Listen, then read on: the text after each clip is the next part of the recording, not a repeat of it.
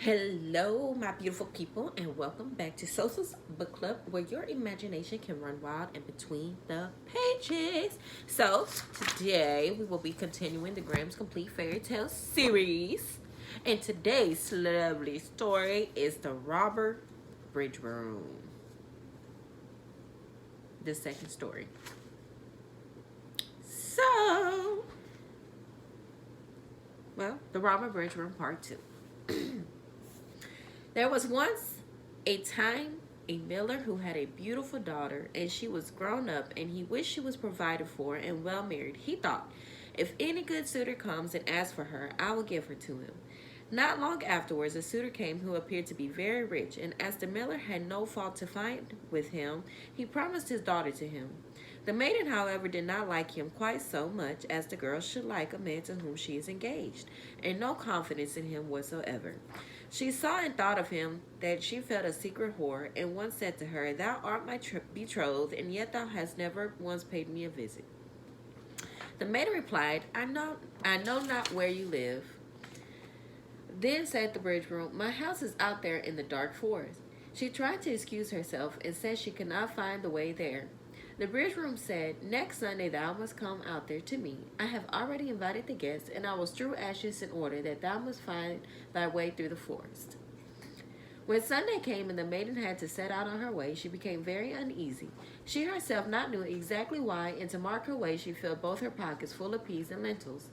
Ashes were strewn in the entrance of the forest, and those she followed, but for every step she threw a couple of peas on the ground. She walked almost the whole day until she reached the middle of the forest, where it was the darkest, and there stood a solitary house which she did not like, for it looked so dark and dismal. She went inside it, but no one was within, and the most absolute stillness reigned. Suddenly a voice cried, turn back, young maiden dear. 'Tis a murder's house you enter. The maiden looked up and saw that voice again came from a bird, which was hanging in a cage on the wall. Again it cried, turn back, young maiden dear. 'Tis is a murder house you enter here. Then the young maiden went on farther from one room to another and walked through the whole house, but it was entirely empty and not one human being was to be found. At last she came to the cellar, and there sat an extremely aged woman whose head shook constantly. Can you not tell me, said the maiden, if my betrothed lives here? At last, poor child, replied the old woman, whither hast thou come?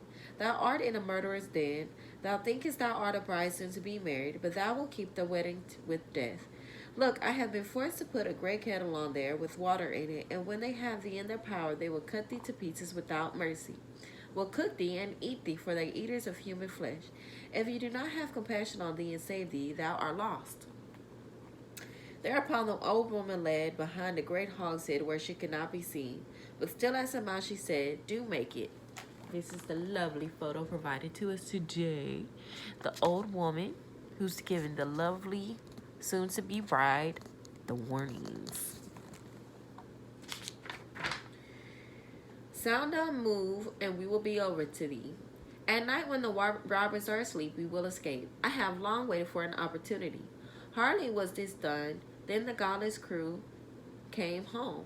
They need to hear screams and lamentations. They gave her wine to drink, 3 full glasses, 1 glass of white wine, 1 glass of red wine, and a glass of yellow, and with this her heart burst in twain. Thereupon they tore off her delicate raiment, laid her on a table, cut her beautiful body in pieces, and strewed salt thereon. The poor bride began to hide behind the cask, trembling and shook, for she saw right well that the fate and robbers had destined for her.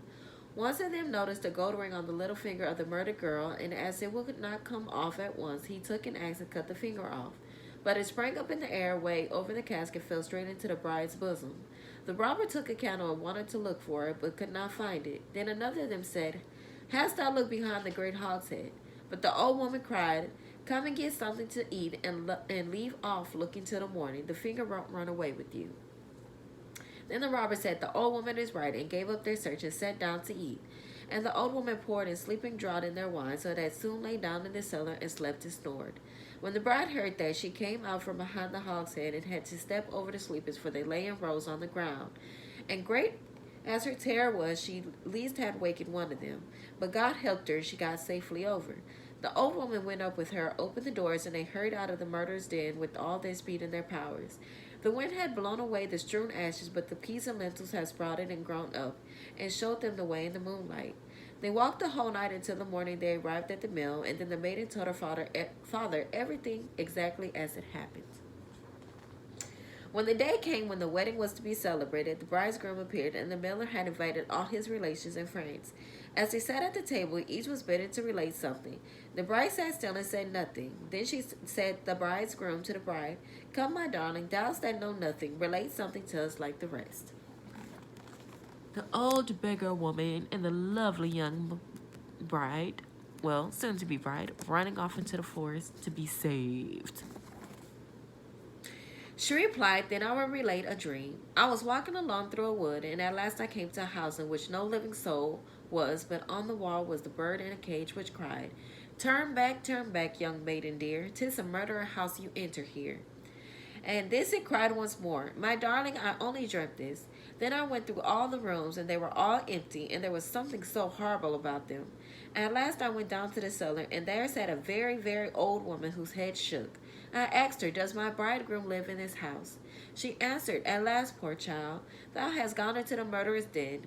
Thy bridegroom does not live here, but he will thee in pieces and kill thee, and then he will cook thee and eat thee.'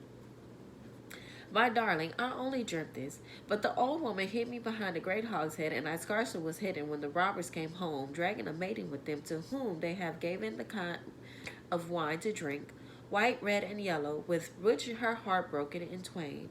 My darling, I only dreamt this." Thereupon they pulled off her pretty clothes and held her fair body in pieces on a table, and sprinkled them with salt. My darling, I only dreamt this, and one of the robbers saw that there was still a ring on her finger, and as it was had to draw off, he took an axe and cut it off. But the finger sprang up in the air and sprang behind the great hogshead and fell into my bosom. And there is the finger with the ring. And these were the words she drew it forth and showed it to those present. The robber, who had during this story became as pale as ashes, leapt up and wanted to escape, but the guests held him fast and delivered him over to justice. Then he who was true were executed for their infamous deed. The end.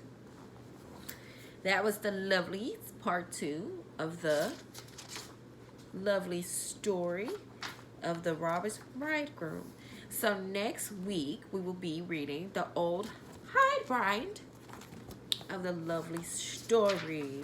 Now I'm trying to go in order, but it don't look like really a lot of good stuff, like Cinderella and the Little Mermaid and all that lovely stuff doesn't come up into the very farther on to the stories. But one of the fun stories that we did currently read from so far was the lovely Peter Piper. So we did read one of his stories, you guys. So that was one of the stories I do remember. But continue on to my lovely journey, and we will be reading probably the Old Hybrid and another story, short story, The Singing Bone, and probably Maid Melon, since they are very, very short stories. And we will go from there. So thank you for tuning in to another part of the Grimm's Complete Fairy Tale series, and continue on this lovely journey of reading every lovely story in this big, beautiful book. Thank you, and join me next week for our lovely story time. Bye.